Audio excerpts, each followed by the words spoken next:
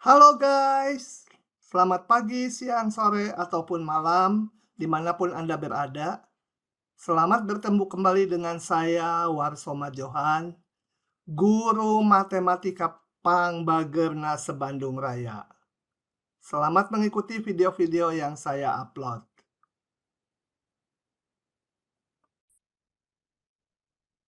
Oke, kita akan masuk ke bab baru. Hari ini babnya agak mudah. Deret kita tinggalkan dulu saja ya.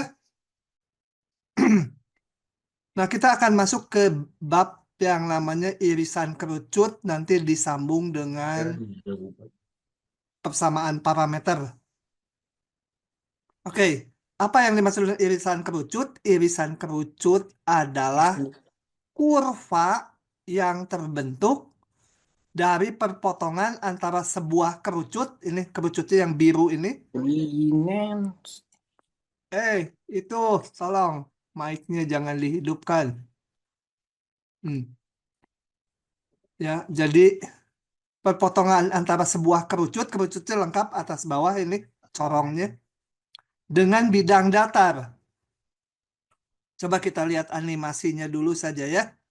Ini ada kerucut yang warna-warni, bidang datarnya yang hijau. Kemudian saya jalankan bidangnya berputar gitu ya. Nah, kita lihat irisannya dengan kerucut bisa macam-macam bentuk. Saya ulangi dengan sebentar, digeser manual. Nah, kalau seperti ini, bidang datarnya ini irisannya yang ini nih. Kurva ini yang hijau dengan yang corong warna-warni itu. Di bawah juga ada. Nah, kalau dua gini nanti nama kurvanya namanya hiperbola itu ya. Nah, ini masih hiperbola karena memotongnya dua gini, dua lengkungan. Hiperbola terus suatu saat jadi satu lengkungan aja ini nih. Nah, itu nanti namanya menjadi parabola. Nggak usah kalian ingat lah untuk diketahui aja. Teruskan lagi, ini masih parabola ini. Motong satu berupa lengkungan. Kemudian kalau dijalankan lagi, potongannya jadi gini, elips. Kalau diteruskan lagi potongannya, sebentar. Nah, elips, kemudian jadi lingkaran, elips lagi, jadi parabola lagi, motong satu aja. Satu bagian berbentuk lengkungan. Teruskan lagi, memotong dua lagi nih ya. Ini memotong dua. Di sini dan yang di bawah. Itu hiperbola. Dan seterusnya. Nah, kalau kita amati, maka perpotongan kerucut dengan bidang bisa macam-macam seperti ini. Jangan itu yang ngobrol, jangan dibuka mic-nya. Oke, bisa berupa satu titik kalau bidangnya pas di tengah-tengah gini. Memotong kerucutnya. Bisa juga suatu garis kalau pas bidangnya menyinggung pinggiran kerucutnya. Bisa juga sepasang garis seperti ini. Bisa berupa elips, bisa lingkaran. Kalau memotong satu bagian berupa lengkungan ini namanya parabola. Kalau memotong dua bagian gini, ada dua lengkungan atas bawah, itu namanya hiperbola. Oke, kita nggak akan menurunkan rumus-rumusnya. Jadi kalau di sini kalian ada rumus penurunannya, kapan menjadi elip, parabola atau hiperbola, itu nggak usah. Ini nggak usah dipelajari ya. Saya akan menjelaskannya yang penting-penting aja. Kalau yang titik dan garis, saya nggak akan jelaskan karena persamaan titik dan garis kalian udah paham betul. Kita akan lihat yang ini nih. Yang parabola, elips atau lingkaran itu hampir sama aja, dan hiperbola. Dan tidak akan diturunkan dari bentuk irisan ini. Hanya perlu diketahui persamaannya aja dan menggambarnya. Oke, nah saya udah nggak akan menggunakan yang slide di sini. Udah saya ringkas ya di sini. Saya ringkas tuh ya. Jadi cukup dari slide ini nanti dibagikan. Akbar Hakim, jangan bersuara. Oke ya. Yang pertama parabola dulu. Parabola atau sama aja dengan fungsi kuadrat, ya sama aja ya. Persamaan kuadrat atau polinom derajat 2. Nah, bentuknya kalian udah kenal, jadi saya agak cepat ini karena di depan perkuliahan semester 1 juga udah. Bentuknya AX kuadrat tambah BX tambah C dengan ABC-nya adalah koefisiennya diketahui angkanya dan sifat-sifat istimewanya. Kalau koefisien dari X kuadrat ini positif, maka grafiknya akan cekung ke atas gitu ya. Kalau kecil dari 0, cekung ke bawah. Kalau 0 gimana? Kalau 0 ya bukan persamaan kuadrat, ini nggak ada. Oke. Kemudian sifat lainnya, ini ada bagian yang dinamakan diskriminan, itu B kuadrat min 4AC. Kita lihat B kuadrat min 4AC itu bisa positif, bisa negatif, bisa 0. Nah, ini dijadikan acuan untuk menentukan akar-akarnya. Akar-akar itu apa? Yaitu nilai X sehingga Y-nya menjadi 0. Sehingga ruas kanan ini menjadi 0. Itu bisa dihitung dengan rumus ABC yang udah dikenal di SMA. Itu bentuknya adalah ada dua akar X1, X2. Ini rumus ABC-nya min B plus min akar D per 2. Tentunya akar-akar ini akan ada kalau D-nya non-negatif. Gimana kalau D-nya negatif? Nah, di bilangan real dia nggak punya akar jadinya. Kalau D-nya 0, boleh. Akarnya kembar, nanti X1 dan X2-nya sama. Kemudian titik potong persamaan kuadrat ini adalah ini tadi akar-akarnya X1,0, Y-nya jadi 0 ya. Ini karena tadi penyebab nolnya akar tuh. Dan X2,0. Kalau D-nya kecil 0, akarnya tidak ada. Kalau tidak ada, ini kita lihat bahwa kalau Y-nya 0 itu kan sumbu X. Ini Y-nya 0. Itu melalui sumbu X. Ini Y-nya 0 melalui sumbu X. Jadi kalau D-nya kecil 0, tidak ada akarnya. Berarti grafiknya nggak memotong sumbu X. Karena Y-nya nggak pernah 0. Nah, itu dikatakan kalau D-nya lebih besar dari 0, itu polinomnya definit positif. Nilai polinomnya atau persamaan kuadratnya atau parabolanya selalu di atas sumbu X ya. Kalau D-nya kecil 0, dikatakan definit negatif. Gambarnya selalu di bawah sumbu X. Oke, coba kita lihat gambar-gambar berikut dan tentukan termasuk yang mana ya di persamaan ini. Persamaan yang ke satu itu gambarnya yang cocok yang mana? Coba ada yang jawab. Saya kasih petunjuk dulu. Ini koefisien X kuadratnya kan positif. Tadi kalau A-nya positif, cekung ke atas. Berarti grafiknya kemungkinan yang ke satu tuh yang ini, mana yang cekung ke atas lagi yang ini, atau yang ini, salah satu. Nah, kemudian lebih lanjut gimana menentukannya? Atau yang mana ini? Yang nomor satu tuh gambar yang mana? Halo? Tolong ada yang hitung? Ya? Yang C, Pak. Hah? Yang C. Yang Nah. Hah? Ya C ya? Tadi bilangnya. Coba kita lihat di sini. A-nya sama, kok jangan inilah warnanya. A-nya sama dengan setengah besar 0. Berarti harus cekung ke atas bentuknya. Kemudian kita lihat D-nya. Apa? B kuadrat 4 min 4 kali setengah kali 10. Kecil 0. Nah, dia tidak punya D-nya kecil 0, tidak punya akar. Cekungnya ke atas. Jadi ini cekung ke atas, nggak punya akar, nggak memotong sumbu X.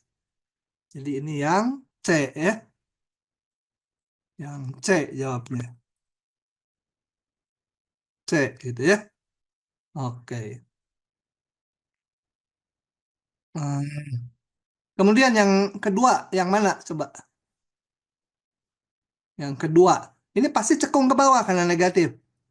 Cekungnya ke bawah. Kita lihat lagi. Nilai A-nya -1 kecil 0. D-nya langsung hitung aja dalam hati. B kuadrat min 4AC. Ini besar 0 ya. B kuadrat min 4AC besar 0. Berarti dia punya akar 2. Cekungnya ke bawah. Cekungnya ke bawah tuh ini. Punya akar 2 ini. Berarti dia yang cocok adalah yang F gitu ya. Satu lagi saya jawabnya nggak semua lah. Yang 5 aja, yang 5. Yang 5 ini A-nya sama dengan 1 besar 0. D-nya kalau itu B kuadrat 4 min 4AC. 0 ya. Nah, kalau D-nya 0 tadi kita lihat di rumusnya. Kodenya 0, X1 dan X2-nya sama, min B per 2 ya. Jadi dia punya akar ganda atau akarnya cuma 1 gitu ya. Akar kembar bukan ganda. Ininya besar 0, berarti harus cekung ke atas. Cekung ke atas ini, ini tadi udah dipakai ya C jawabannya. Jadi tinggal A dan E. D-nya 0, berarti akarnya cuma 1. Sebenarnya 2 tapi kembar. Jadi yang cocok adalah yang E gitu ya. Oke. Nah, yang lain kalian tentukan sendiri. Baik, berikutnya. Yang penting lagi di irisan kerucut adalah elips atau lingkaran. Nah, bentuk persamaannya seperti ini. Ya, dengan P, Q, A, dan B itu bilangan-bilangan yang diketahui. Sebentar, ini saya lupa apa ini isinya di sini. Eh, Bentar, ini apa ya? Saya yang nutupin. Oh, ini hapus. Nah, ini elips gambarnya seperti ini kayak potongan telur. Ini P dan Q itu pusatnya. Jadi ini X-nya sejauh P, Y-nya sejauh Q. Ini pusat elipsnya. Kemudian tarik mendatar sejauh A. Ini menentukan ini sumbu datarnya. Ini sumbu ke atasnya itu B. Itu adalah elips ya. Jadi pusatnya ini ditentukan oleh ini P dan Q. Kemudian ke kiri ke horizontal dan vertikalnya ditentukan AB. Oke, elips. Tentunya kalau A dan B-nya sama, ini dan ininya sama, ya jadi arah horizontal dan vertikalnya sama, dia jadi lingkaran ya. Nah, ini harus dikenali jadi dari bentuk-bentuk dasar ini. Coba kita lihat sekarang. Nanti saya berikan ini slide-nya yang sudah dibuka gini. Yang ini berarti persamaannya apa? Persamaan elipsnya atau lingkarannya. Kita lihat pusatnya di 0, 0, berarti PQ-nya 0. Ininya ke arah horizontal 3, vertikal 3. A dan B-nya sama-sama 3. Jadi persamaannya kalau kita tulis yang ini X min 0 ya, nggak usah ditulis lah 0. X kuadrat per sumbu horizontalnya 3 kuadrat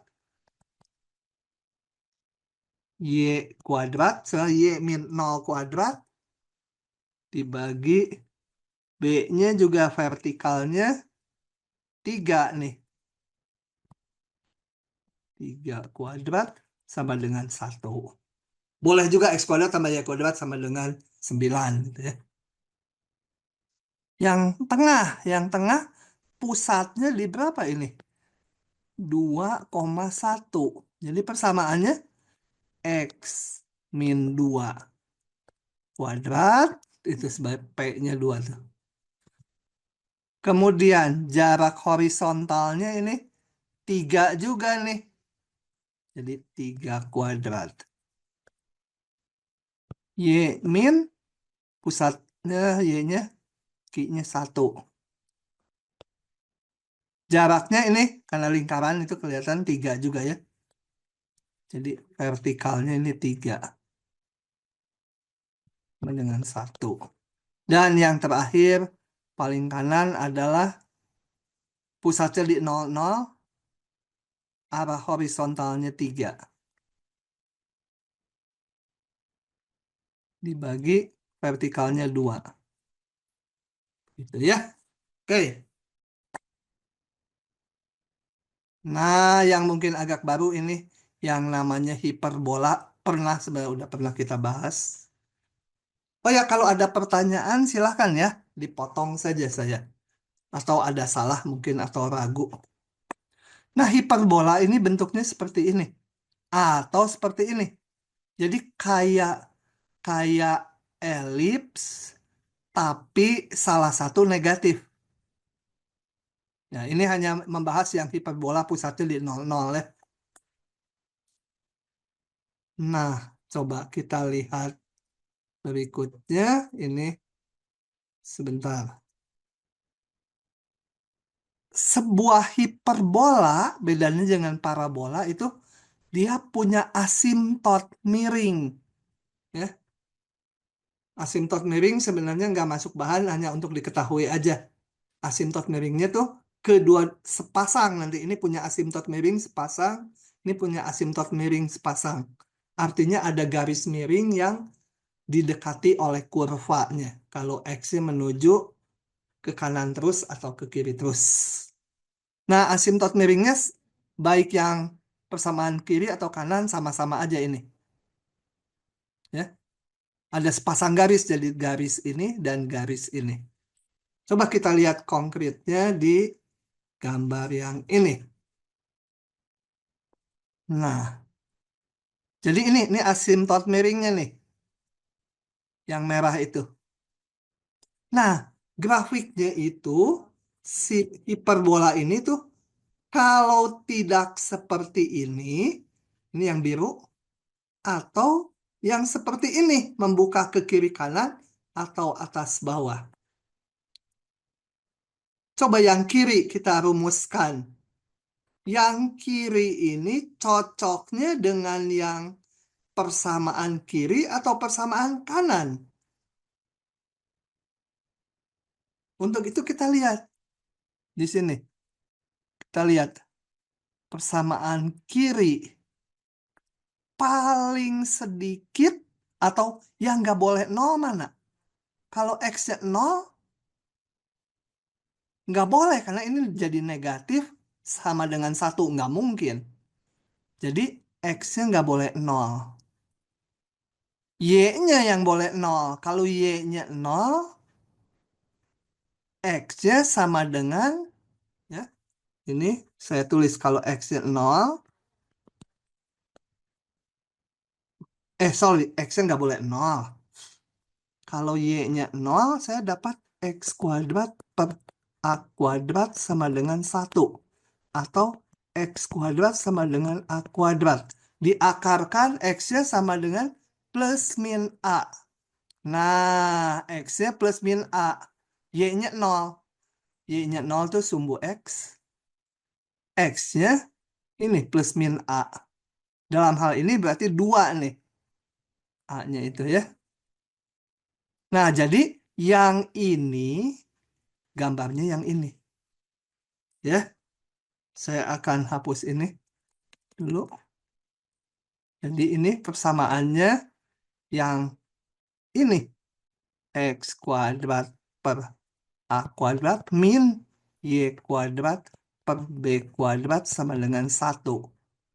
Lebih persisnya, lebih eksaknya, berapa A dan B-nya? Kita lihat ini. Ini garisnya sama nih. Harusnya 2, ini terlalu kecil skalanya ya. Ah, 3 melalui 2,3. Nah, ini yang merah itu persamaan garisnya adalah Y sama dengan apa? Persamaan garis melalui 2,3. Berarti apa?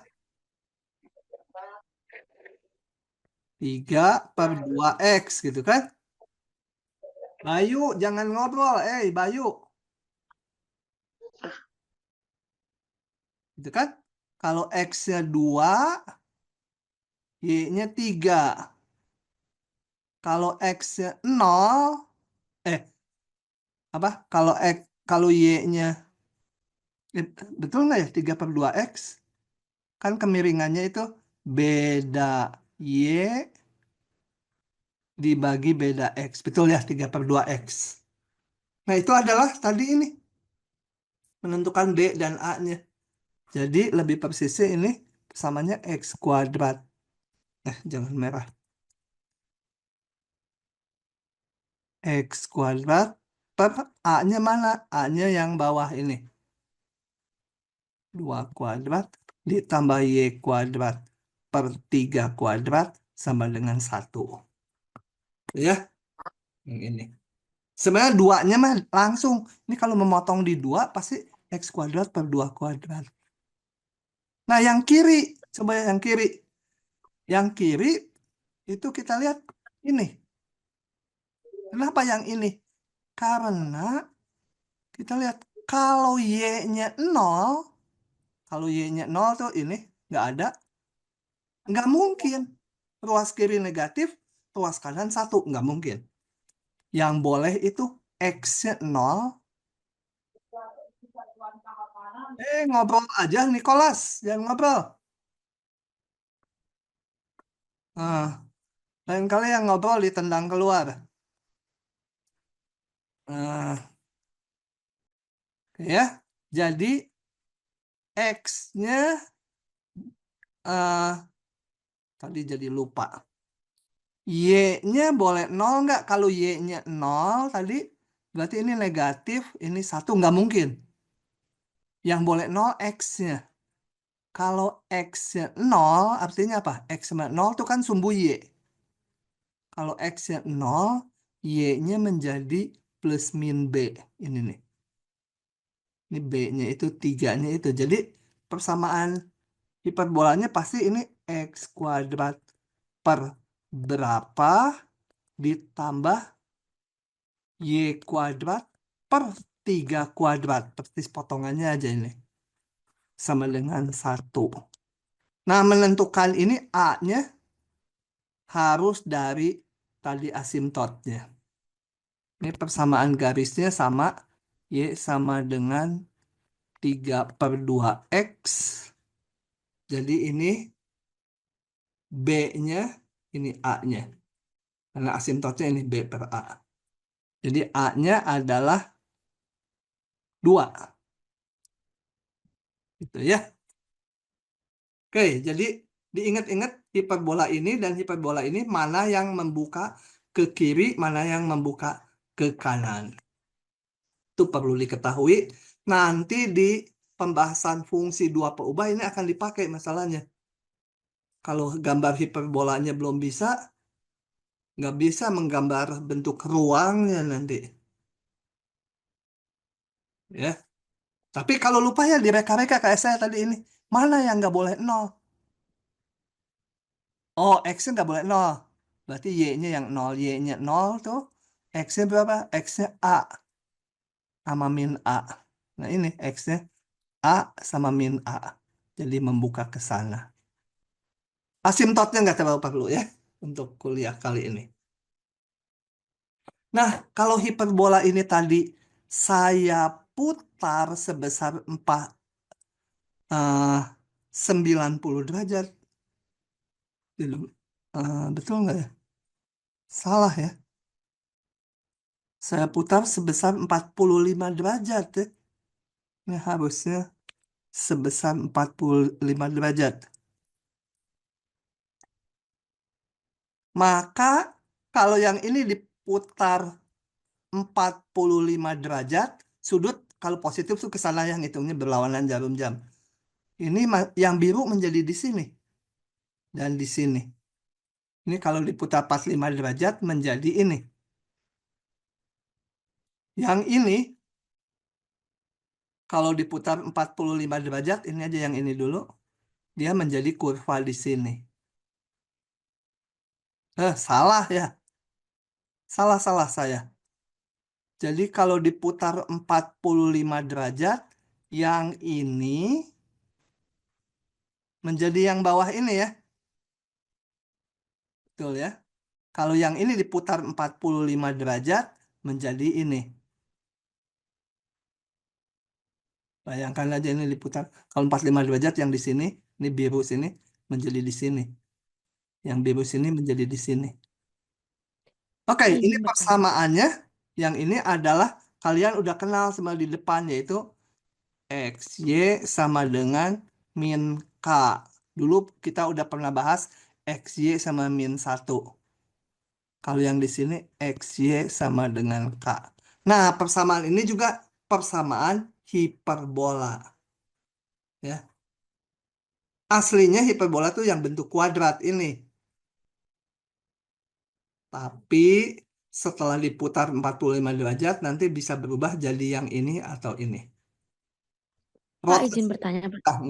nggak akan keluar, tapi untuk diketahui persamaan ini dan persamaan ini gambarnya masing-masing ini. Pak Hanya izin bertanya. dan lain-lain. Ya, Yang agak ke atas tadi, Pak. ya. Tadi kan di persamaan umumnya itu ada yang minus, ada yang positif gitu ya, yang kurang sama plus itu, Pak. Dia tadi kenapa jadi waktu dijadiin dimasukin A sama B-nya jadi plus di bawah, Pak? eh Waktu dimasukin A dan B-nya kenapa jadi plus? Ini? Iya, iya, Pak. Oh ini lupa saya. Tambah A, B itu positif. AB-nya positif. Ya. Jadi kalau yang di sini Tandanya kayak di sini minus 2 ya, sebenarnya kan kuadrat. A-nya sendiri 2 gitu ya. berarti tandanya jadi positif, Pak. Yang mana? Yang persamaan yang di kiri sama yang di kanan, karena jadinya kayak persamaannya jadi sama gitu, Pak. Enggak. Enggak, ini Ini kan yang kalau Bapak tulis di bawah, Pak. kalau dipindah ruas kan X dikali minus 1 nggak sama, ininya min 1. Enggak, Pak, yang di bawah, yang Bapak tulis di bawah. Saya salah yang di bawah. Betul, betul, betul. Kamu koreksinya yang betul. Ini salah satu minus ya. Jadi ini yang nggak boleh ini, yang nggak boleh, yang nggak nol tuh. Yang ini berarti yang ini gitu. Ya, Yang di kanan juga, Pak. yang di kanan sudah Bukannya benar, minus ya. sudah betul. Minus minus Y kuadrat bukan, Pak? Yang di sebelahnya. Ya, ini kan minus Y kuadrat. Yang Oh, itu, ini yang yang udah di dimasukin bawahnya. angkanya. Sorry, sorry, Ya, sorry. Pak. Oh iya, minus. Oke, oke, betul koreksinya ya. Makasih, makasih. Kalau nggak kesesat. Oke, Pokoknya Pak. kalau hiperbola satu plus satu min. Oke, lanjut lagi ya. Oke, jadi irisan kerucut perlu diketahui ya. Garis sih udah tahu. Parabola, elips atau lingkaran, dan hiperbola. Oke, sekarang kita pindah ke yang namanya ini. Persamaan parameter kurva di bidang. Apa itu nanti? Kita lihat dulu dari ilustrasi gambar ini. Coba, misalkan ini yang merah itu adalah gerak partikel, bisa ke atas, bisa ke bawah. Ya, seekor kutu lah gitu bergerak di bidang datar. Kalau kita buat koordinatnya, kemudian kita amati gerakan si kutunya seperti ini. Nah, kalau gerakannya seperti ini, maka kurva merah dapat saya rumuskan sebagai Y fungsi X. Kenapa? Kenapa dapat dirumuskan seperti ini? Jackson, ada nggak Jackson? Ada Pak.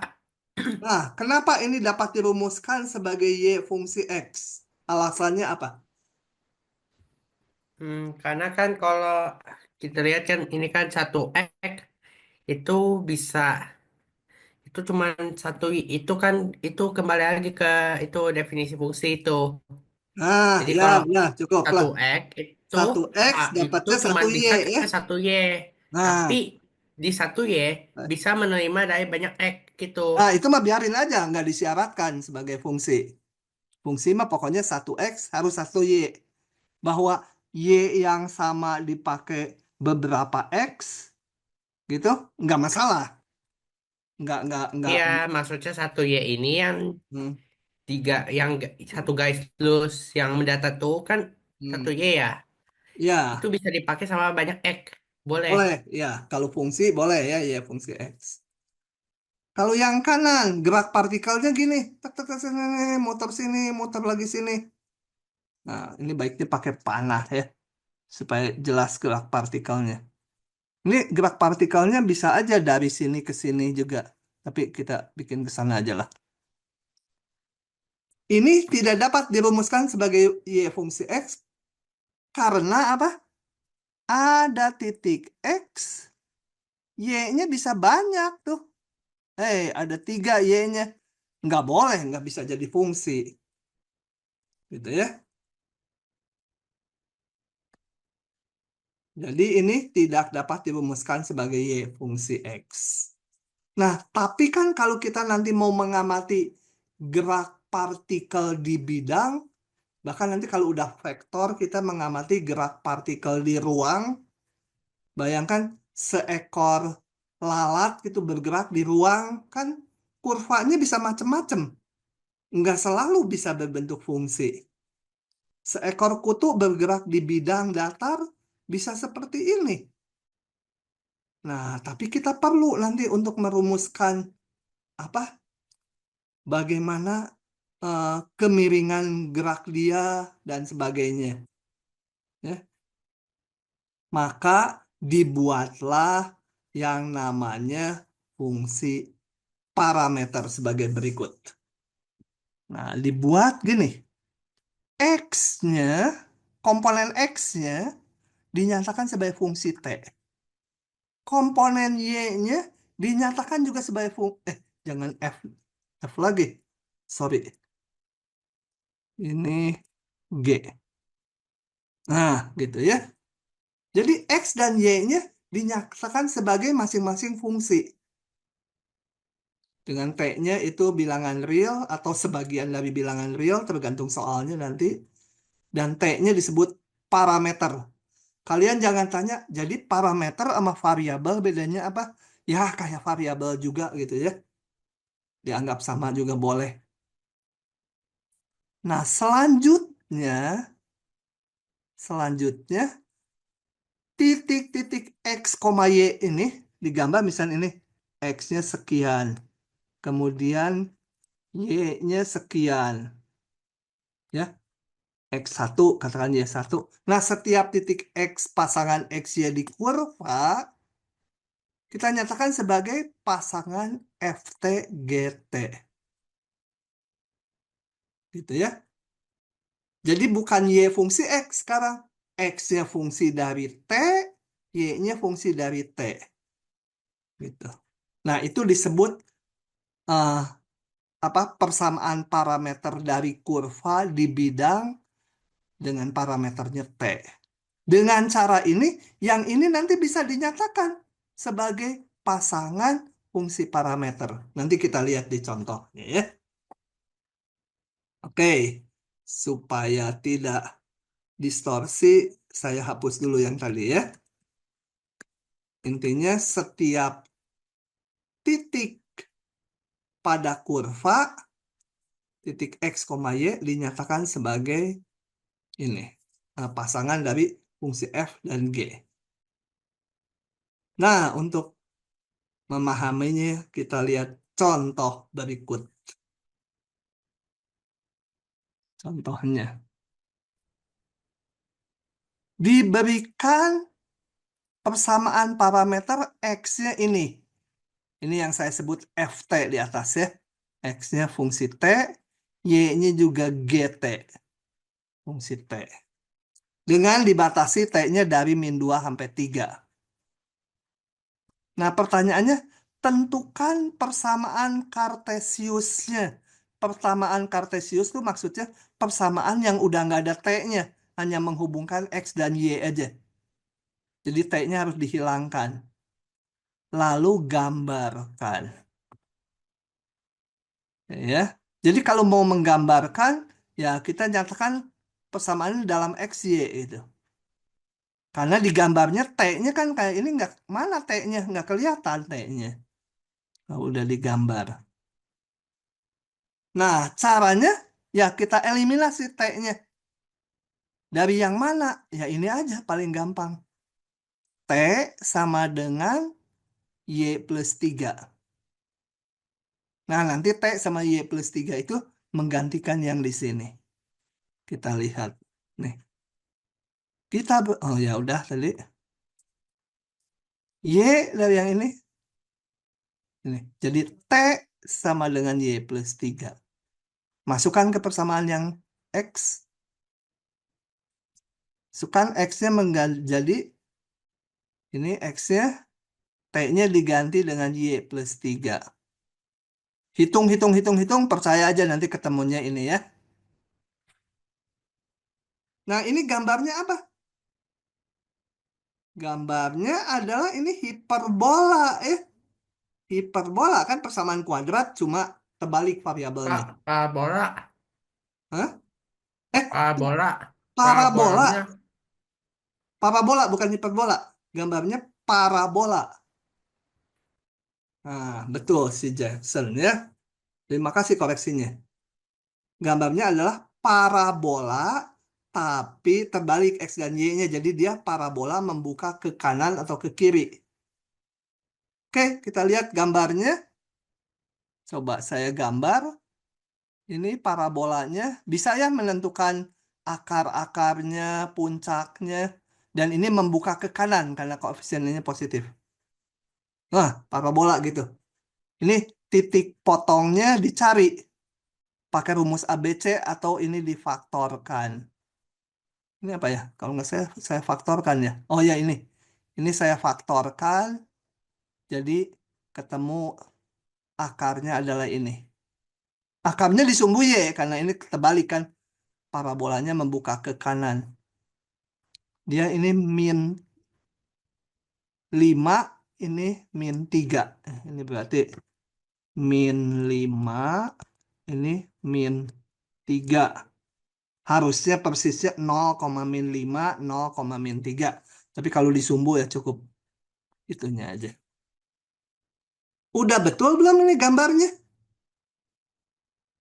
Jackson, udah betul belum jawabannya? Jadi persamaan Kartesiusnya ini udah dapat kita persamaan dalam X-Y. Gambarnya ini, betul nggak? Oh, ini sih betul. Betul, Pak. Salah. Kenapa salah? Karena dibatasi T-nya. Nggak seluruh parabola gini. Nah, kita lihat kalau dibatasi, kita lihat ini sebagai X fungsi Y kan. Y-nya harus jatuh di berapa? Itu kita lihat di sini. Kan Y sama T min 3. T-nya dibatasi ini. Di soalnya tadi di atas kan. Nah, jadi nggak seluruh T. Nggak semua bilangan real T-nya. Kalau Y T min 3, T-nya di sini, berarti Y-nya jatuh di mana? Ya ini aja, T dikurangi 3. Semua ruas dikurangi 3. Jadi ini T min 3 itu Y. Ini 3 min 3 jadi 0. min 2 dikurangi 3 jadi min 5. Jadi Y-nya hanya segini. Gitu ya. Oke. Y-nya kita lihat tadi titik ini saya gambar titik potongnya. Nah, yang ini apa? Ini saya gambar. Kalau Y-nya min 5, yang paling kecil Y-nya min 5, X-nya berapa? Masukkan ke sini tadi. Boleh yang ini sama aja ya. Kalau Y-nya min 5, X-nya 0. Jadi saya lihat ini melalui 0, min 5. Tuh ya. Kemudian kalau Y-nya paling gede itu 0. Y-nya 0, kita lihat ke sini. Berapa X-nya? Y-nya 0, 0, 15 ya. X-nya jadi melalui X-nya 15, Y-nya 0. Titik manakah itu? Yaitu kalau digambar, saya dapatkan titik ini yang lagi saya besarkan, dan titik ini. Saya kenapa tahu titiknya ini? Karena ini Y-nya 0. Y-nya 0 itu sumbu X. Ini titik berapa? 15,0. Ini min 5,0 ya udah. Itu aja min. Jadi gambarnya hanya yang ini aja, potongan ini. Nggak seluruhnya karena Y-nya dibatasi. Jadi gambarnya itu saja. Ya, oke. Jadi kalau persamaan parameter semula ini menggambarkan gerak kurva, ya dia geraknya seperti ini. Nah, ini Y paling kecil atau T paling kecil tadi. T paling kecil itu sama aja dengan Y paling kecil ini. Itu dinamakan nih titik awal. Ini saya buka ya. Saat, sorry, saya pakainya yang T. Kembali ke persamaan semula. T yang paling kecil, T yang paling kecil, sebenarnya sama aja dengan kalau di sini Y-nya ya yang paling kecil. T paling kecil, kalau dihitung dari persamaan semula, dapat titiknya 0, min 5. Masukkan aja T-nya min 2 ke sini dan ke sini. Nah, ini dinamakan titik awal. Kemudian T yang paling besar, masukkan ke sini. Masukkan, dapatnya titik X-nya 15, Y-nya 0. Itu dinamakan titik akhir. Sama aja dengan yang di sini ya. Kalau di sini saya memasukkan Y-nya, di sini memasukkan T-nya. Ini titik akhir. Kemudian harus digambar panahnya bergerak dari awal ke akhir. Ini harus digambar. Namanya orientasi atau arah pergerakannya. Paham tidak? Halo, kalau nggak paham tanya. Coba diamati dulu sebentar. Nah, contoh kedua. Enak juga dari sini ya. Nanti catatannya juga dari sini daripada slide-nya yang saya. Eliminasilah parameter T dari ini X-nya ini. Maksudnya Y-nya ini ya. Dengan T-nya di antara 0 pi. Lalu gambarkan. Tapi ini diklik nggak keluar apa-apa ini. Ya, yang ininya. Oke. Saya tulis ulang. X-nya ini. Y-nya ini. Supaya T-nya hilang, gimana ya akalnya? Diapakan? Ada sin dan cos supaya T-nya hilang. Diapakan? Pakai identitas sin kuadrat tambah cos kuadrat 1. Jadi saya tulis ini. Cos T-nya X per A, sin-nya Y per B. Nah, ini kuadrat tambah ini kuadrat 1. Jadi, ini kuadrat tambah ini kuadrat 1. Gitu kan? Nah, Oke, sebentar ini apa ya? Lupa saya. Oh, gambarnya. Nanti sebentar. Tek, jadi satu. Udah ini, udah nggak ada T-nya. Gambarnya elips kan? Pusatnya di 0, 0, arah horizontalnya sejauh A, vertikalnya sejauh B. Oke,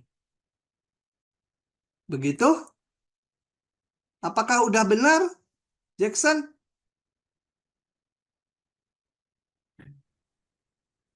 Hah? Untuk nos T sampai P ya. Berarti Iya. kita bikin dulu batasnya.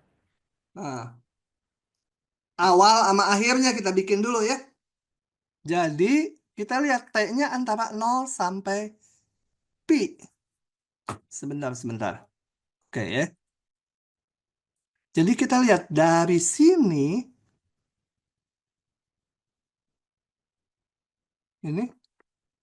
ini waktu T-nya 0, X-nya berapa? Y-nya berapa? Cos 0, 1 ya. Jadi X-nya A. Y-nya B sin 0, 0. Waktu T-nya Pi, berarti X-nya cos Pi itu min 1 jadi min A. Y-nya B sin Pi itu 0 jadi 0. Jadi kita lihat ini. Apa titik pangkal atau titik awal A, 0, titik akhir min A, 0. Kita amati di grafik ini, saya kasih merah. Awalnya A, 0 ini, awalnya. Yang ini ya, A, 0. Titik akhirnya min A, 0 yang ini. Nah, titik akhirnya ini. Nah, kurvanya gimana geraknya? Ke sini atau ke sini? Tapi yang pasti ini awal, ini akhir. Bisa ke bawah, bisa ke atas. Yang mana? Hmm? Jackson. Yang mana? Jackson Itu terus. berarti kita uji dulu yang itu. Hmm? Yang ketika itu X-nya sama dengan 0. Berarti B-nya itu pakai yang B min, min B atau B min. Itu. Jadi bisa menentukan lewat atas atau lewat bawah. Ah, nggak mau, susah. Gimana? Masukkan T-nya sama dengan uji. T-nya X. P, P per 2. Pi per 2. Boleh, pinter. X-nya jadi berapa? Cos pi per 2, 0. Ya. Y-nya B sin pi per 2. B. Jadi, waktu T-nya pi per 2, dia harus berada di sini ya. Ini kan 0, B. Berarti geraknya haruslah ke sana. Jadi kurvanya jangan yang ini. Jadi memang mengujinya di T sekian cobain. Gitu ya. Yang T-nya di antara ini tentunya. Nah, dia harus melalui ini. Maka kurva yang diperoleh ini belum tadi ya. Nah, ini. Oh, udah kejauhan, saya udah tulis di situ tadi sehingga sampai kurvanya tuh. Ya. Ini awal tadi, ini akhir. Awal. Oke, jadi supaya nggak rancu 2 kali karena nanti kan ini slide-nya mau saya cetak. Jadi yang bagian ini saya hapus dulu aja ya. Gitu. Nah, ya. Ini tidak usah dulu supaya di slide-nya waktu belajar ngikuti ini. Kemudian ini belum diuji tadi. Eh, saat T. Nggak harus pi per 2 ya. Saat T berapa juga boleh ya. Tapi ambillah yang istimewa. X-nya sama dengan 0, Y-nya sama dengan B. Jadi melalui titik 0, B gitu ya. Saya kasih warna merah ini. 0, B. Nah, gitu. Jadi kurvanya hanya sepotong aja ini. Sepotong. Ah, jangan lupa orientasi atau arah geraknya. Gitu. Nah, begitu. Mikaela, paham nggak? Mikaela. Manusianya juga nggak ada. Hadir, Pak. Insya Paham Allah, nggak? Pak. Insya Allah, Pak. Nah, gitu ya. Oke.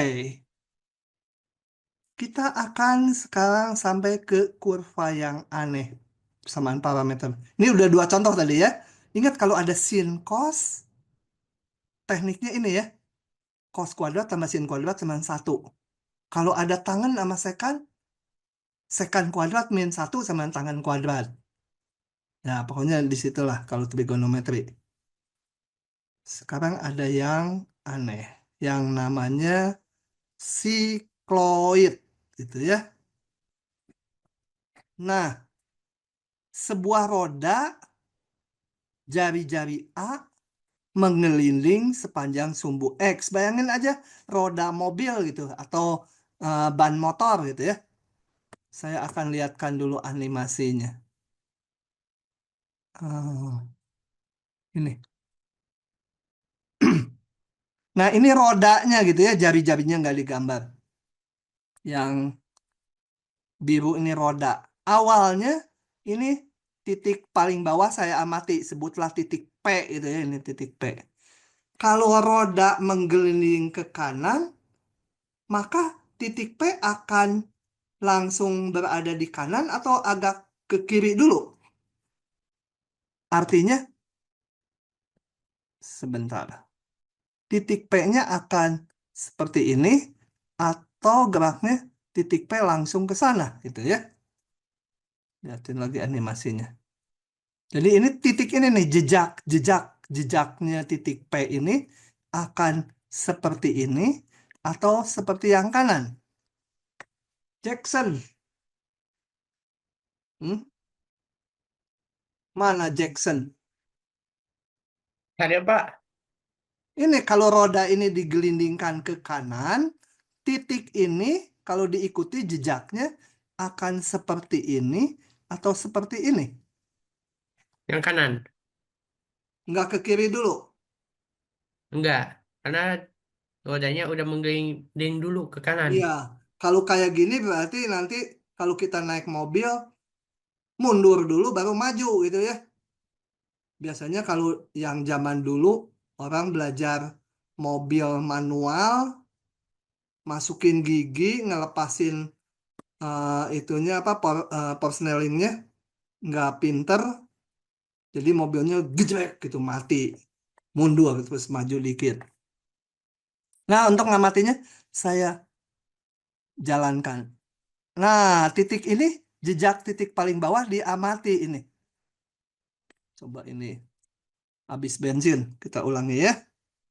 Nah, isi bensin dulu biar dia jalan terus. Nah, amati tuh jejak titik yang paling bawah itu tuh. Ah, ya, oke. Yang ini jadi jejak si titik P bukan lingkaran ya. Hati-hati, ini jejaknya bukan lingkaran. Nah, kita mau merumuskan persamaannya. Kalau persamaannya langsung dalam XY, sukar sekali. Harus pakai parameter. Kemudian kita amati ini. Oh ya, ini jari-jarinya satu. Ya, yang saya gambar ini jari-jarinya satu. Jadi, kalau satu lingkaran penuh, yang tadinya di bawah ini akan balik ke bawah lagi. Dan ini panjangnya pasti sama dengan keliling lingkaran ini ya, keliling si roda. Ya, keliling si roda ini. Nah, rodanya satu keliling, jarak yang ditempuh sampai set situ. Sebenarnya 2 PR, tapi jari-jarinya yang di sini satu yang saya gambar. Oke, coba kita lihat bagaimana merumuskan persamaannya. Persamaan si kurva merah atau jejak titik P.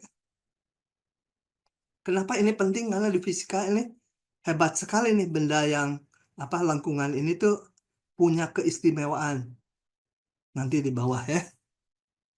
Meskipun nggak kita buktikan di sini karena buktinya memerlukan nggak cukup dengan kalkulus yang sekarang. Jadi yang saya gambar ini yang putus-putus adalah posisi roda mula-mula. Sebentar, ini udah direkam belum? Nanti harus ngulang. Oh, udah. Ini posisi roda mula-mula. Kemudian setelah menggelinding sejauh T radian ya, nggak pakai derajat kita. Ini menggelinding dari sini, dihitungnya dari sini. T radian. Si roda setelah menggelinding titik P-nya udah sampai sini. Itu ya. Oke, kemudian saya kasih notasi ini huruf-huruf ini. Nah, oke. Oke, ini udah selama menggelinding jejak titik P yang tadinya di sini. Ini ya, titik P tadinya di sini. Digambarkan sebagai kurva merah jejaknya. Nah, pada gambar di atas, titik P sudah menempuh tadinya di sini, di bawah, sekarang udah menempuh sudut sebesar ini. Sebutlah dia sudut T, gitu ya. Ini dan ini kan sama aja sudutnya T. Nah, kita mau merumuskan posisi si titik P setiap saat. Kita lihat titik P ini nilai X-nya berubah, ini X-nya, nilai Y-nya berubah.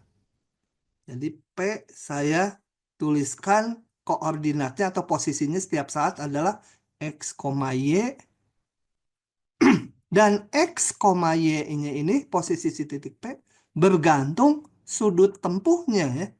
Jadi dia fungsi dari T. X-nya fungsi dari T, Y-nya juga fungsi dari T. Jadi nanti muncul fungsi parameter. Nah, tinggal kita hitung berapa X-nya, berapa Y-nya. Untuk itu coba kita amati. X ini sama dengan si ON kan? X, salah. X ini si OM ya. Nanti belum. Saya mau menentukan dulu ON. ON sama dengan panjang busur PN. Paham nggak? Ini. Jarak horizontal ON sama dengan panjang busur ini. Kenapa? Karena panjang horizontalnya itu sama dengan panjang busur lingkaran ini. Udah menempuh segini gitu. Si roda udah menempuh atau berputar sebesar ini. Jadi kalau mobil ya udah maju sejauh ON ini. Itu ya. Nah, kalau kita punya gambar busur lingkaran, jari-jarinya A, sudutnya T, berapa panjang ini? Panjang busur ini. Masih ingat nggak? Coba ada yang jawab. Kalau belum bisa kita turunkan lagi cara SMP.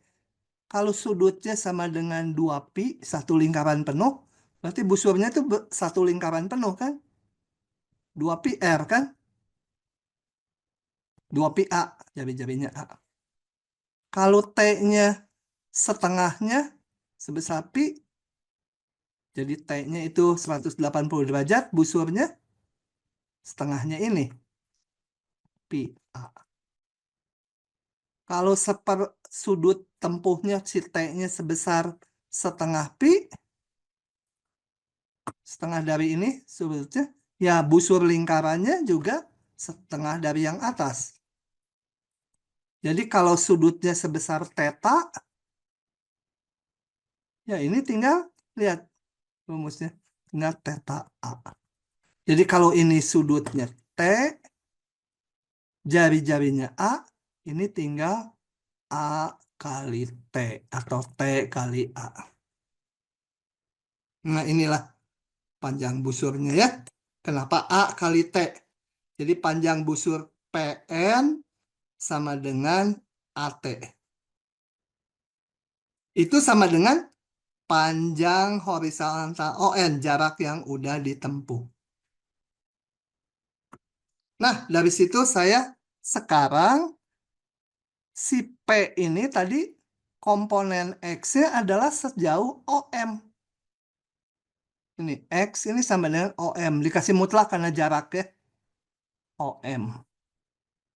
OM itu adalah ON dikurangi MN. ON dikurangi MN ya, jelas ya. Saya mau ngitung OM nih, X-nya. ON dikurangi MN. ON tadi sama dengan panjang busur ini. ON. Jadi AT tadi. MN-nya dapat dari mana? MN. MN. Saya tarik garis pertolongan.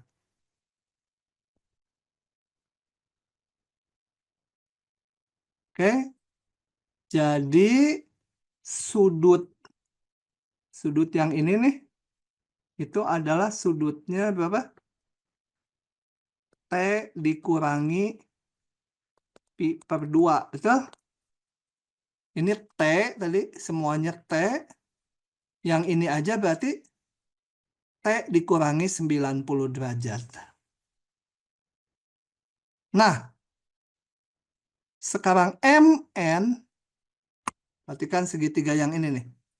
Ini P, titik P, ini titik C, ini saya tarik ke sini. Ini saya sebut titik apalah, titik D itu ya. Nah, MN itu sama dengan DC. Nih. Sini DC sama dengan ini tadi sudutnya apa?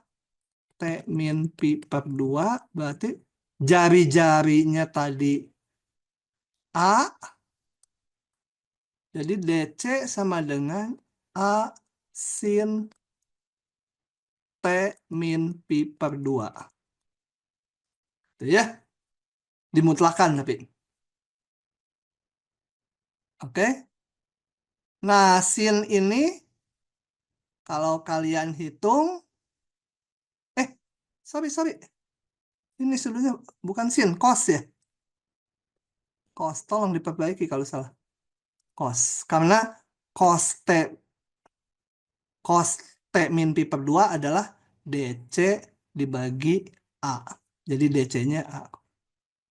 Nah, ini kalian uraikan aja cosnya atau dulu yang kalau ditambah kurang setengah pi, ini akan menjadi sin. Ya. Oke. DC ini, tadi DC, ini kalau saya tadi namakan D, DC itu sama dengan MN. MN itu yang mau kita hitung. Oke, ketemulah ini. Penurunannya nggak penting. Nanti yang persamaannya nggak usah dihafal juga, diberikan kalau keluar persamaan ini. Rumit ini, X-nya ini, Y-nya apa lagi gitu. Tapi ini biar tahu aja, sebenarnya pakai Pitagoras biasalah. Apa? Perbandingan di segitiga siku-siku. Oke, X-nya udah dapat ini. Setiap saat. Jadi posisi P, X-nya itu ini. Y-nya berapa?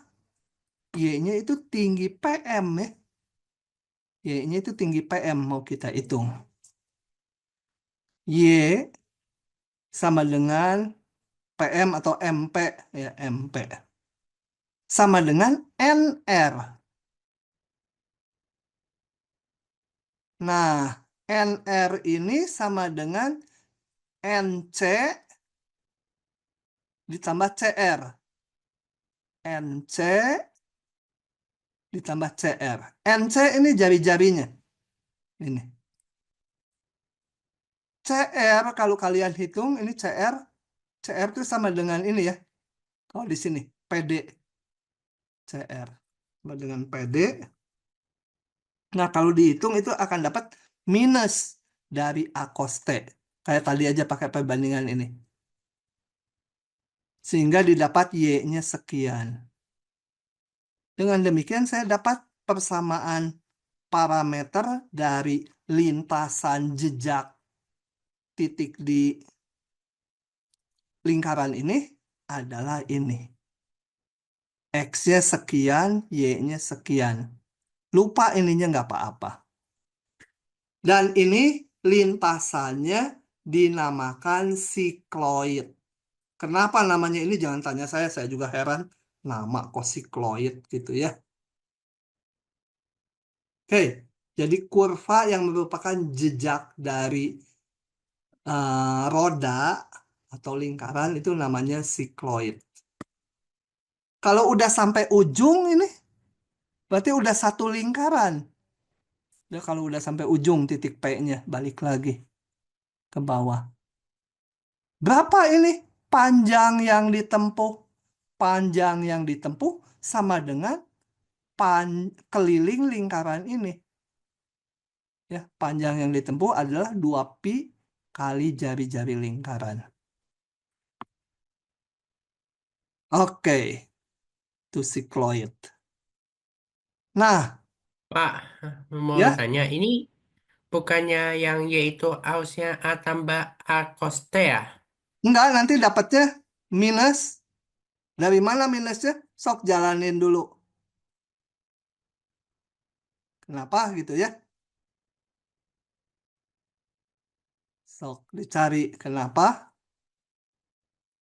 Karena sebenarnya nanti koste di sini kan koste sekian, koste itu nilainya negatif. Jadi ini sebenarnya plus nanti. Kan ini di kuadran 2 T-nya tuh. 90 derajat tambah ini. Jadi ini yang ini sebenarnya negatif.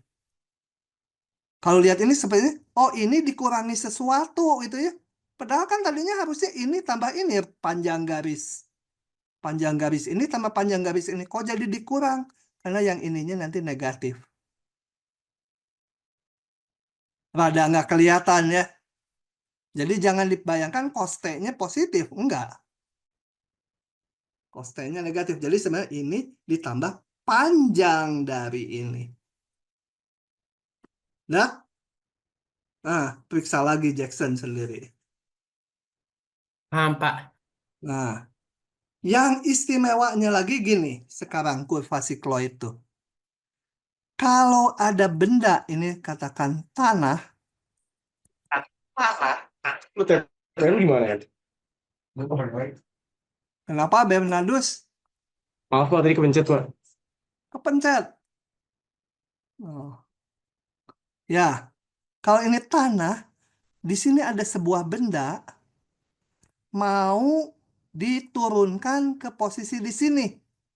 Ya, ada di posisi A, mau nyampe di posisi B. Nah, macam-macam caranya. Bisa pakai bidang miring gitu kan. Nanti akibat gravitasi turun kan.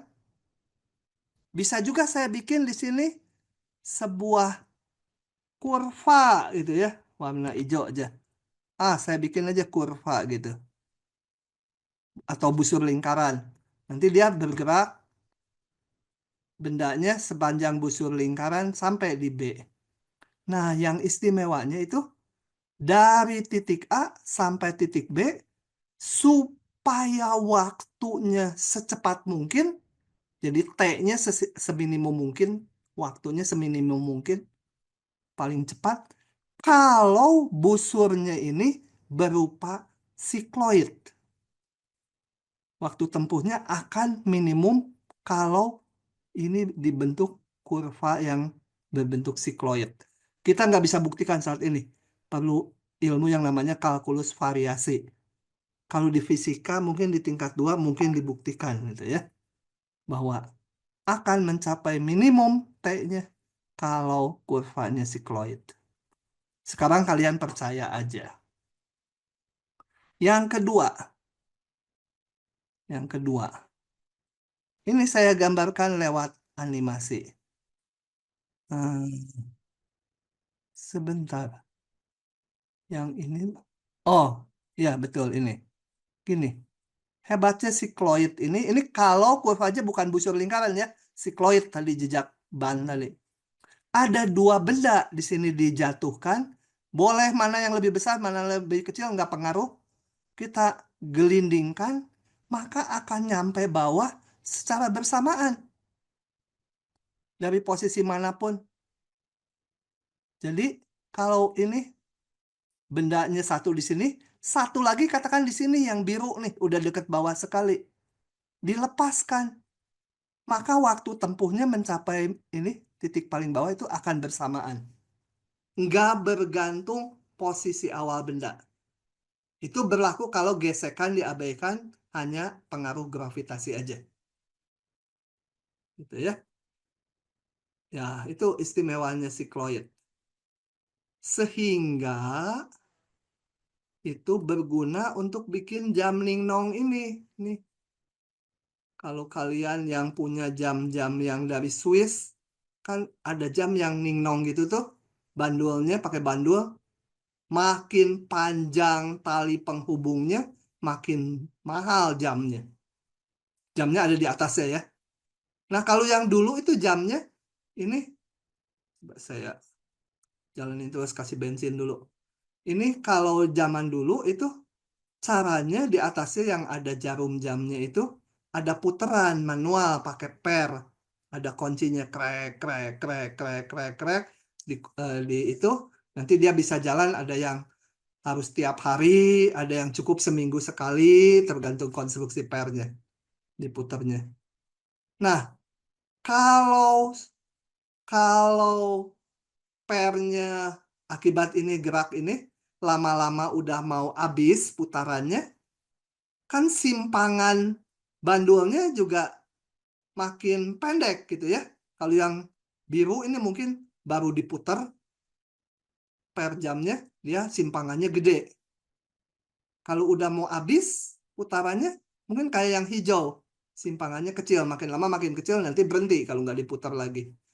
Tetapi jam bandul ini tidak akan ngaco. Kenapa? Karena untuk mencapai titik paling bawah, mau bandul yang udah pernya lemah, yang hijau, atau yang pernya masih baru diputar, yang biru, sama waktunya nih. Tuh, sama.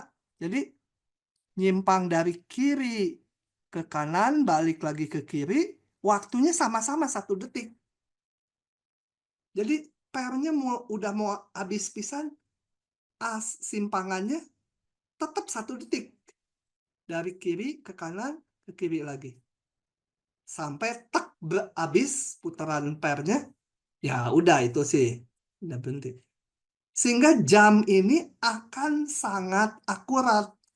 Tapi syaratnya kurvanya harus sikloid. Nggak mungkin bikin kurva sikloid kan? Gimana sikloid ini yang bisa dibikin? Ini kan tali penghubung bandul ke pangkalan jamnya ini kan panjangnya tetap. Kalau sikloid kan beda-beda. Nah, maka supaya kurvanya ini mendekati bentuk sikloid, dibuatlah busur lingkarannya menjadi sangat panjang. Jadi ininya dibuat panjang penghubungnya. Kalau makin panjang, kurva lingkarannya itu makin mendekati sikloid. Makanya jam Swiss itu yang pakai bandul, ada yang tingginya kan 2 meter gitu kan. Makin tinggi, makin akurat, makin mahal. Oke, gitu ya.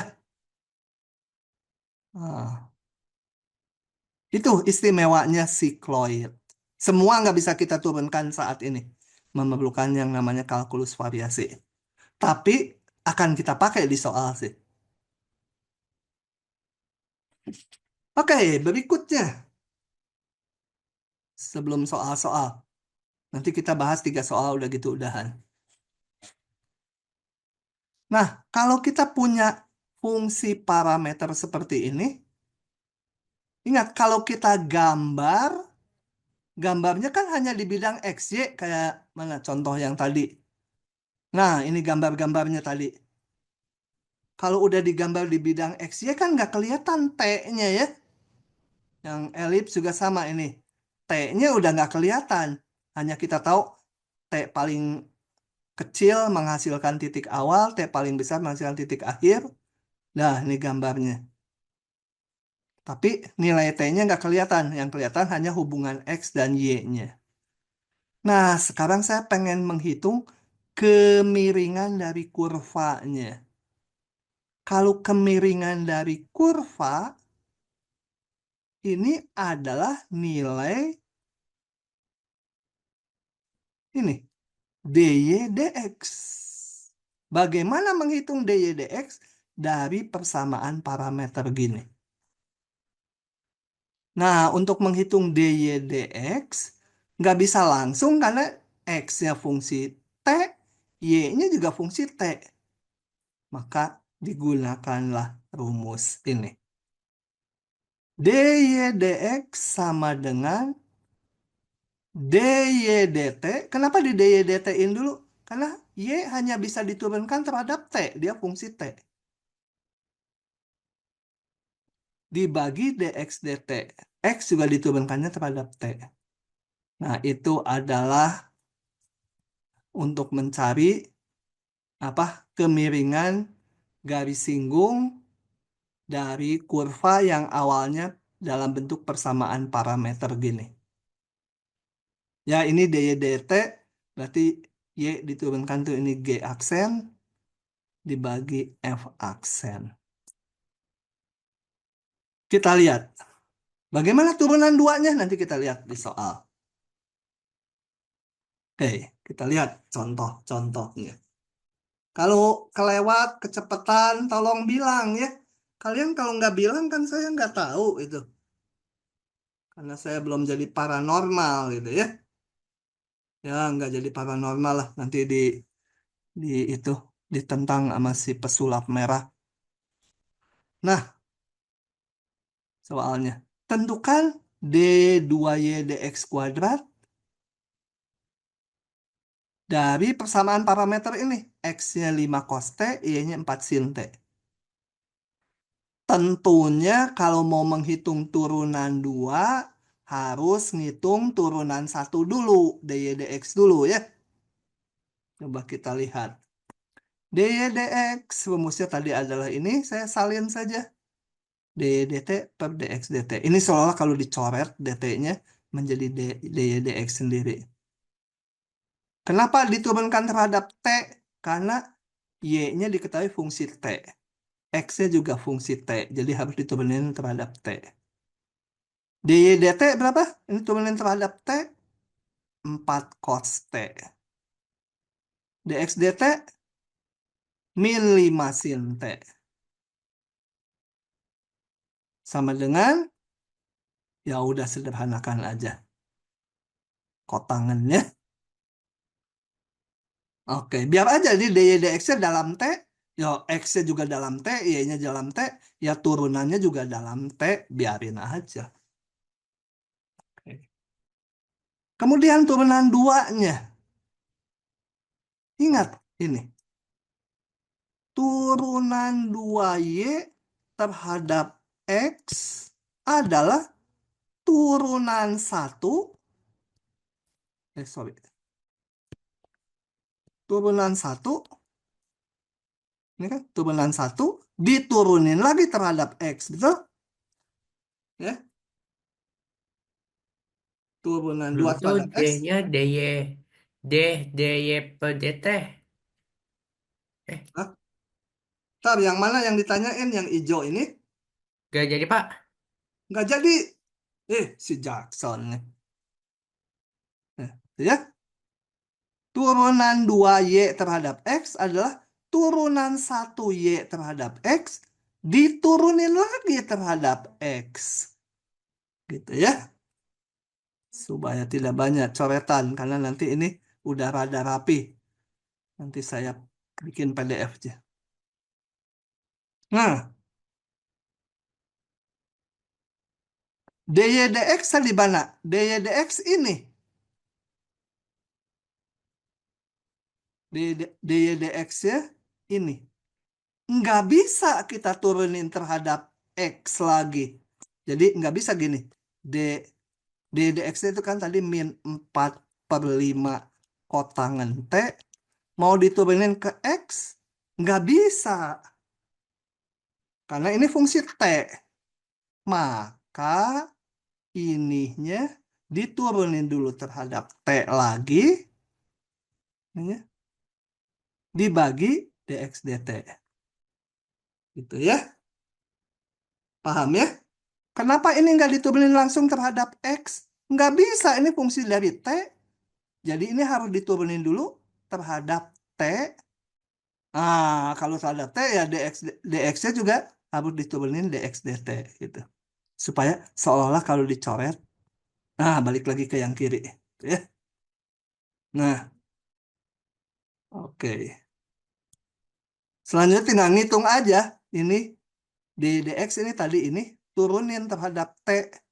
Kotangan turunin terhadap T menjadi min kosekan kuadrat. dx dt tadi udah dihitung. dx dt hitung lagi dari sini juga gampang. Min 5 sin T. Tinggal sederhanakan saja. Gitu ya. Gampang ya? Oke. Fungsi parameter cukup gampang. Sok, diamat-amati dulu. Kalau belum paham, tanya. Nah, berikutnya kita bahas contoh nomor 2.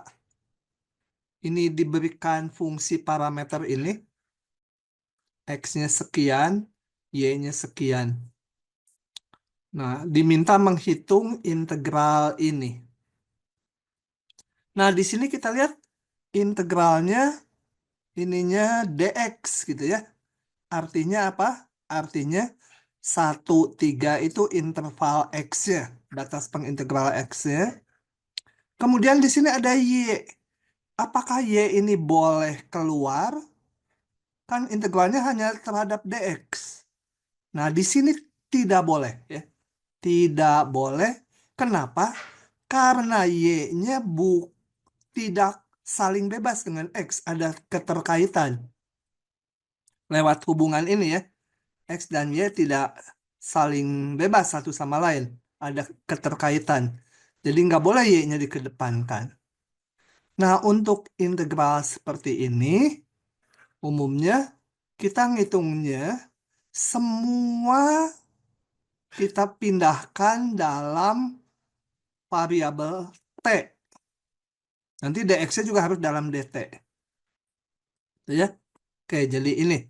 Semua bagian kita nyatakan dalam variabel T. Batasnya dalam T. X dan Y-nya ini diganti ini. dx-nya nanti harus kita rumuskan dulu hubungannya dengan dt. Oke, kita lihat hubungan dx dengan dt. X adalah ini dari soalnya. Nah, maka dx dt sama dengan 2 atau dx sama dengan 2 dt. Jadi nanti dx-nya diganti 2 dt. Kemudian batas-batasnya kita lihat. Kalau x-nya 1, x-nya 1, di sini x-nya 1, ya ini batas bawahnya 1. Maka kita cari t-nya, didapat t-nya juga 1. Ya. Kemudian satu lagi, kalau batas atasnya x-nya 3, Di sini 3. T-nya kita hitung, T-nya didapat 2. Dengan demikian maka integral ini kita ubah menjadi integral ini. Batas T-nya ini tadi, kemudian X-nya diganti dengan ini, Y-nya diganti dengan ini. Pangkat 2 ini ya. Oke. Kemudian dx-nya diganti dengan 2 dt. Nah, ini kita kalikan saja. Ini hanya polinom biasa. Kalikan. Tuh ya. Detailnya nggak saya hitung di sini. Kemudian ini integralkan aja dengan mudah polinom. Akan diperoleh hasil akhirnya adalah sekian. Oke, itu adalah pembahasan soal nomor 2. Hitung luas daerah di atas sumbu X di bawah lengkungan sikloid ini. Nah, kita pikirkan gini. Amati bahwa nilai Y-nya selalu positif ini ya. 1 min cos T di antara ini selalu, ya nggak positif, tapi selalu non-negatif. 1 dikurangi cos T selalu non-negatif. Kalau kita punya fungsi, nggak harus sikloid, fungsi sembarang, dan dia fungsinya non-negatif sepanjang AB, maka luasnya adalah ini kan. Cuma kalau di fungsi parameter, fx-nya itu diganti y. Y dan fx sama aja sebenarnya ya. Fx dan y sama aja kan, y sama fx. Jadi kalau udah kurvanya non-negatif, maka luas itu bisa ditulis seperti ini. Ini akan kita pakai. Oke. Coba kita lihat sekarang. Sikloidnya kalian nggak usah tahu persis bentuknya ya. Pokoknya lengkungan lah. Jejak roda gitu ya. Dengan persamaan X-nya ini. Saya tulis ulang ini. Y-nya ini. Oke. Nah, maka luasnya nggak usah pakai partisi. Ini langsung aja pakai yang kayak gini. Adalah ini. Nah, 0 sampai 2 pi. Ya, AB-nya itu 0 sampai 2 pi. Y dx, fx dx gitu. Ini langsung. Oke. Kembali kayak soal nomor 2 tadi. Ini. Kita nyatakan semua dalam T. Karena X-nya diketahui ini. Y-nya ini. Kita cari hubungan dulu dx-nya dengan dt. Dari yang mana terserah. Ini. Oh, dari yang Y saya. Y 1 min cos T. Dari yang X juga boleh ya. Tapi yang X ini lebih kompleks. Ada T min sin T. Ini 1 min cos T. Lebih simpel ini ya. Jadi saya pakainya yang ini. D. Salah ya. Salah ini ya. Ini bukan DX dong. DY kalau gitu ya.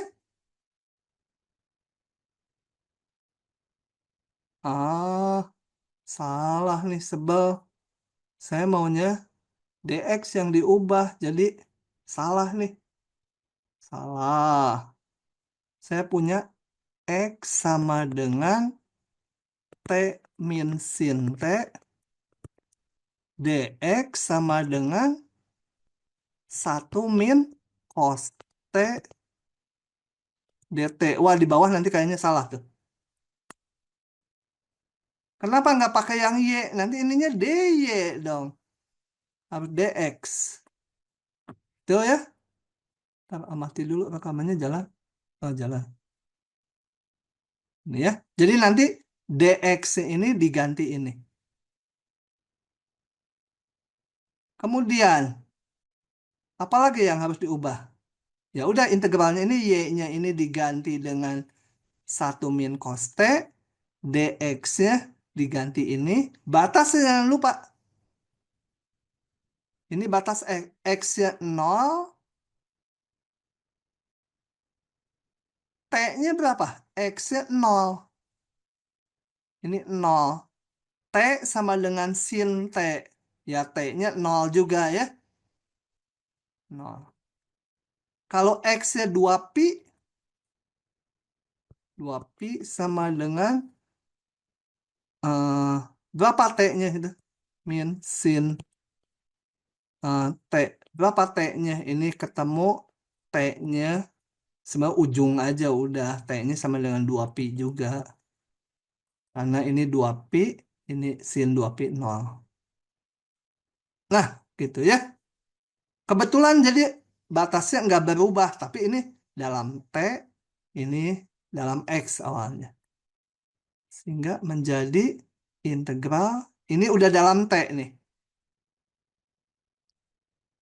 Oh, ini saya benar tuh.